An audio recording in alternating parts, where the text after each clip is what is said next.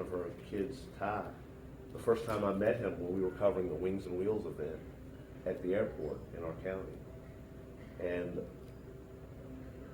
a young lady that she worked during the summer, she's back in school now, graduate school, but she had experience with interviewing these kids at several events before. And she put the headset on these kids and they just went. I mean, no nervous, no articulate. They described what they were doing when they were Boy Scouts, what they were doing at the event, how you could help. I mean, and they just kept going. And so these kids, you see them a couple weeks later, school started, and they're in the office with Amanda and they're writing out their stories. I mean, they're not tapping on tablets, they're not on their smartphone, they're handwriting out their stories, and they're ready to do research. And then when you hear the final product, you're like, my God, the kid's what, 11, 12? Then you start to worry, well, what if he comes after my job? I'm sure he would work for cheaper than me. But I mean, we want to build that sort of sense of pride. The young lady that I was referring to, Jenna, her father's the general manager. She started in radio as a child. She's a talented musician. She played in the band, our local band. But then she started going behind the scenes and doing work. And so she equipped herself as a student now in graduate school, but she equipped herself by the time she got out of high school with the skill set necessary to work in radio. And so public radio, we have to be ambassadors. First off, our community, Bath County, we're situated in a perfect place in time and history. We have natural beauty all around us. We have a presence of history. We're connected to something obviously greater than ourselves. And then we have a tourism industry that has been the economic driver. Our economy is such a small ecosystem. It's a ecosystemic feedback loop where tourist dollars come into the area. Folks work in businesses related to tourism or indirectly related to tourism, and those dollars shuffle throughout our community. And so $1 made in tourism here has the ability to multiply itself 6 or 7 times. And so as we move forward, we've actually had the discussion, this is a second home market. One of the discussions we've had is whether or not to make our broadcasting a little bit more centered towards the NPR that people from the suburbs of DC and Richmond are maybe looking for. And then if we do that, how much of ourselves and our identity and what makes Bath County, how much of that would we lose and where's the line? And so, and I appreciate that because that's a good insight, the idea of putting our lineup in the recorder, making it that much more accessible. But then to bring people what they're looking for when they come to the area. We have people that come to Bath County that want to disconnect. They don't want to know the Wi-Fi code, they hide their phones, they don't want to talk to the office, they don't care what happens until Monday when they get back. And we have people that are on polar opposites. They come here, they get out the car, where's the Wi-Fi code? Why am I here and I can't connect to a network? Well, I didn't know AT&T didn't work here. I mean, and so they're in tune. They come here and they want to look and they say, this is pretty, but I need to be working.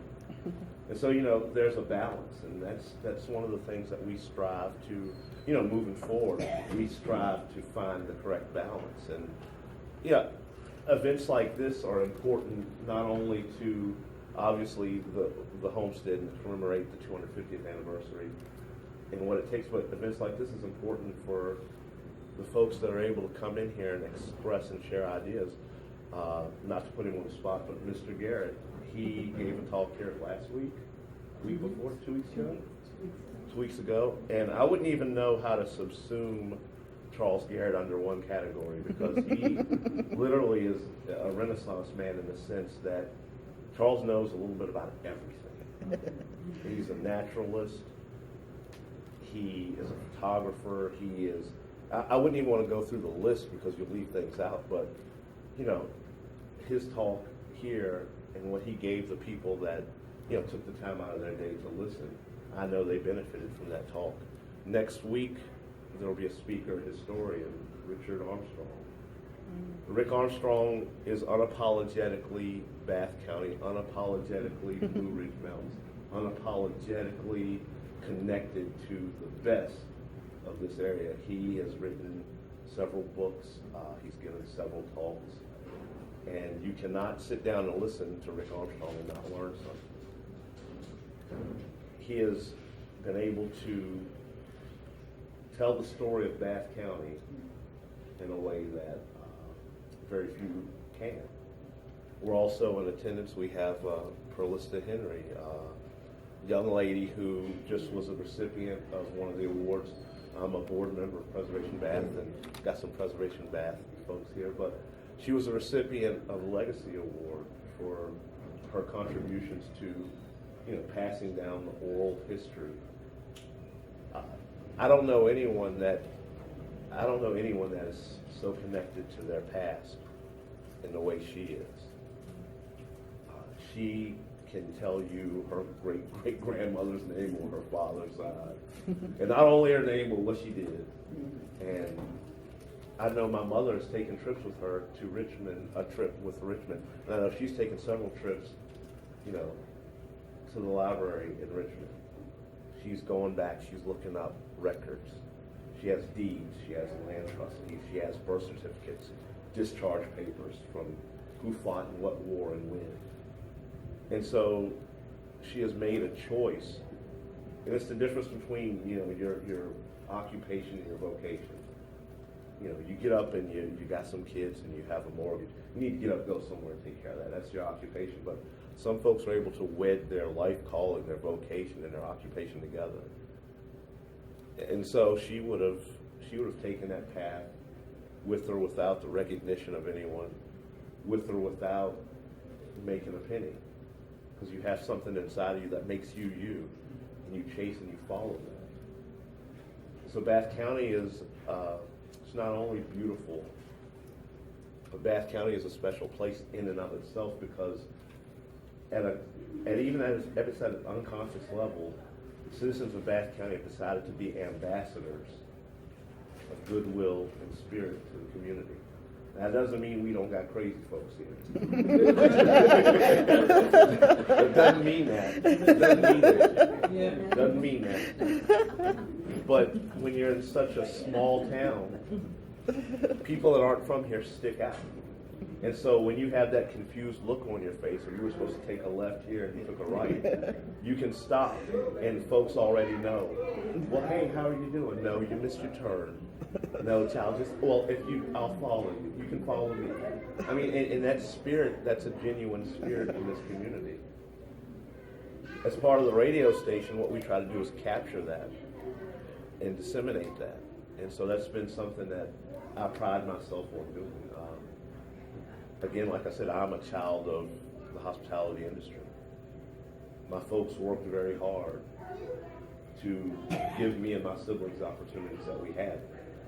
The Homestead is a fundamental and constitutive part of Bath County. And as we move forward, are there chances that there'll be disagreements? Of course.